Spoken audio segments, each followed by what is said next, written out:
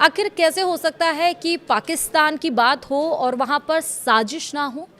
क्योंकि साजिश रचने के मूड में आसिम मुनीर नजर आ रहे हैं। तो क्या इस बात पर अमेरिका आंखें मूंद लेगा, जो विश्व का सबसे शक्तिशाली देश, सबसे पावरफुल नेता ट्रंप कहते हैं? इस्लामाबाद में वार्ता हो रही है, बात हो रही है। भारत के लिए ये किस तरह से मुश्किल का सबब बन सकता है, ये मुश्किल का सबब है या फिर नहीं, वो इस वीडियो में हम बात करेंगे। नमस्कार, आप देख रहे हैं न्यूज़ 18 का डिजिटल प्लेटफॉर्म। मैं हूं आपके साथ श्रुति श्रीवास्तव।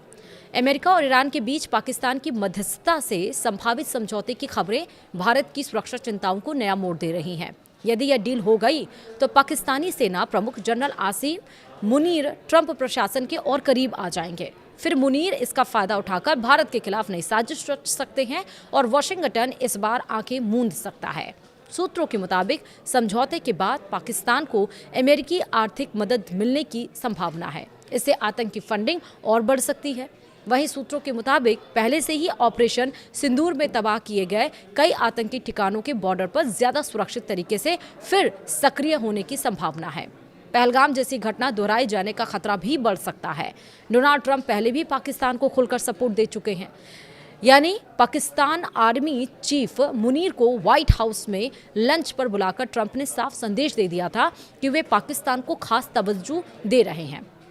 उसी समय ट्रंप ने प्रधानमंत्री नरेंद्र मोदी को भी वॉशिंगटन में लंच या फिर डिनर का निमंत्रण भेजा था, लेकिन मोदी जी ने इसे ठुकरा दिया। 20 जून 2025 को उड़ीसा के भुवनेश्वर में एक जनसभा को संबोधित करते हुए प्रधानमंत्री नरेंद्र मोदी ने खुद इस बात का खुलासा किया था। उन्होंने बताया कि ट्रंप ने कनाडा में G7 शिखर सम्मेलन के दरमियान उन्हें वॉशिंगटन बुलाया था, लेकिन पीएम मोदी ने भगवान जगन्नाथ की भूमि उड़ीसा की यात्रा को प्राथमिकता दी और अमेरिकी राष्ट्रपति का निमंत्रण स्वीकार नहीं किया। वहीं विशेषज्ञों को आशंका है कि ट्रंप प्रशासन मुनीर के कहने पर भारत पर कई मोर्चों पर दबाव बना सकता है। इनमें कौन कौन से मोर्चे शामिल हैं जिस पे वो दबाव बना सकता है? पहला, सिंधु नदी के जल बंटवारे पर नया विवाद खड़ा करना, पाकिस्तान पर लगी क्रिकेट प्रतिबंध हटाना, बलूचिस्तान समस्या को सुलझाने के नाम पर भारत को मजबूर करना, कश्मीर का राग फिर से अलापना।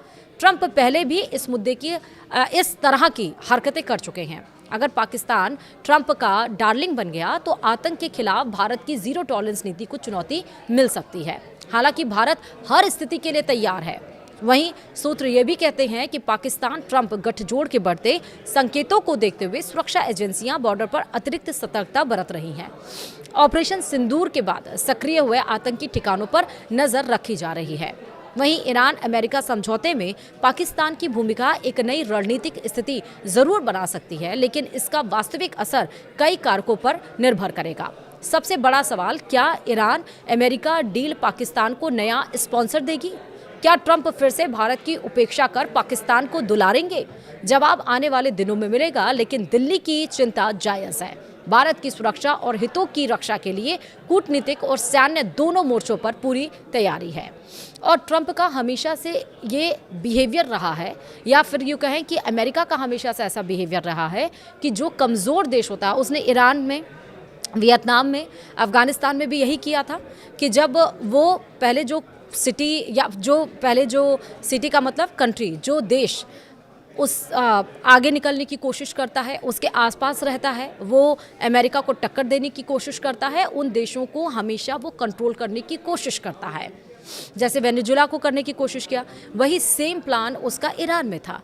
ईरान में भी वो इसी तरह तख्ता पलट, पहले अर्थव्यवस्था को कमज़ोर करना, फिर वहाँ पर तख्ता पलट करना, अपने मन चाहे इंसान को, मन चाहे लोगों को शासन में लाना और फिर पूरा कंट्रोल अपने हाथ में लेना। लेकिन इस बार ईरान में ऐसा नहीं हुआ। खामनेई की मौत के बाद से अमेरिका ने कहा कि भाई जो अब आ रहा है अली खामनेई की जगह पर, उसमें हमारे भी विचार होने चाहिए, हमारी भी रजामंदी होनी चाहिए, लेकिन ऐसा नहीं हुआ। मुस्तफा खामनेई, अली खामनेई के जो छोटे बेटे हैं, उनको वो गद्दी सौंपी गई और मुस्तफा खामनेई ने ठाना कि भले हम टूट जाएं, लेकिन हम घुटने नहीं टेकेंगे।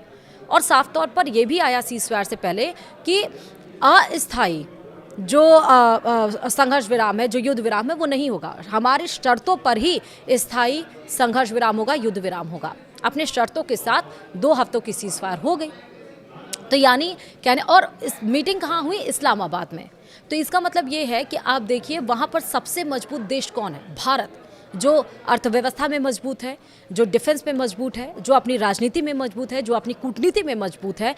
तो इसीलिए अमेरिका भारत को कैसे कर सकता था? इसलिए उसने चूज़ किया पाकिस्तान को, जो आर्थिक रूप से कमज़ोर है, जो अन्य मोर्चों पर भी कमज़ोर है विश्व पर, और हमेशा जो उसका रवैया रहा है उसी लिए। लेकिन इसमें ये चीज़ सोचनी चाहिए कि पाकिस्तान अगर अमेरिका के इतने करीब हो गया तो कोई डाउट नहीं है, जहां अमेरिका हमेशा डिफेंड करता है या पाकिस्तान को, फिर से वो अपने जो नापाक हरकतें हैं भारत के खिलाफ वो खड़ा करेगा और फिर से अपने मंसूबों को कामयाब करने की कोशिश करेगा।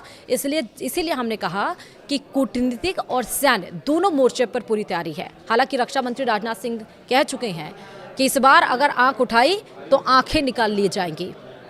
इस बार हम पीछे नहीं चूकेंगे, पीछे नहीं हटेंगे, ना चूकेंगे हमला करने पर। फिलहाल इस वीडियो में इतना ही। नमस्कार।